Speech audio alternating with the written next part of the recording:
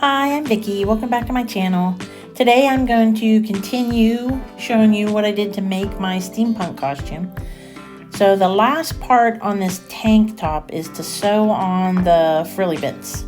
So these were originally part of the bottom on the hips of the teddy, but I want to put them onto the shoulders to make a cute little frilly sleeve type of thing. So I'm just pinning the edge of the frilly bit onto the spaghetti straps of the tank top, and then I'm going to sew them on the sewing machine, and you can see how it's going to turn out pretty cute.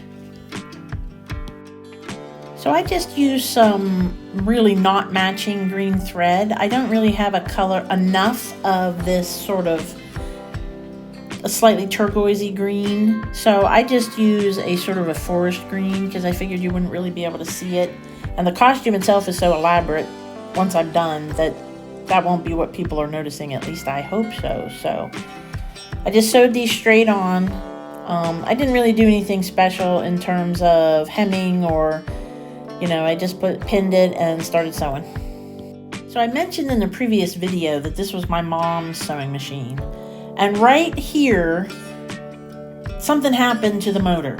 I'm gonna ask my husband to take a look at it, but it was still going, but it was going really slow no matter how hard I pushed the pedal. So at least I assume it's the motor and not anything to do with the pedal itself. I'm gonna go and try to use my sewing machine.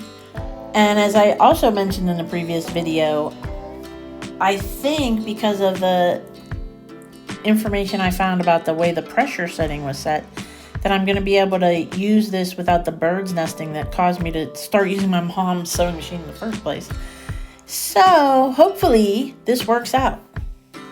If not, I have an awful lot of hand sewing to do on the rest of this costume. So hopefully it works. One other nice thing I got from my mom, other than just the sewing machine itself, was this dusting brush and a whole bunch of little things, like a little can of oil, instructions, none of which I still have for my sewing machine. So I was able to just dust it off because I haven't used this puppy, and so it's been at least 3 years since I started using my mom's sewing machine, and you can see it's super dusty. So I just went through and cleaned it all and got it as clean as possible so that I didn't get a lot of dust on everything. And so that the sewing machine motor wouldn't get interfered with by all the dust. So once everything was ready, cleaned, I set up the needles back up and the thread back up and just started sewing, and it just worked great. So I was very happy at this point. I was able to finish the costume without worrying about hand sewing all the parts that I wanted to do. So I just finished up adding these frilly bits and to finish the tank top. So that's it for this piece of the costume. And here's what it looks like all finished. I think it turned out really cute. And keep in mind, this is going to be, the bottom will be under my corset, so it doesn't matter that the bottom edge is raw and it's kind of short. But look how pretty it is. This is going to be great. So I hope you enjoyed this. Thank you so much for watching. And there is more costume fun to come. Bye!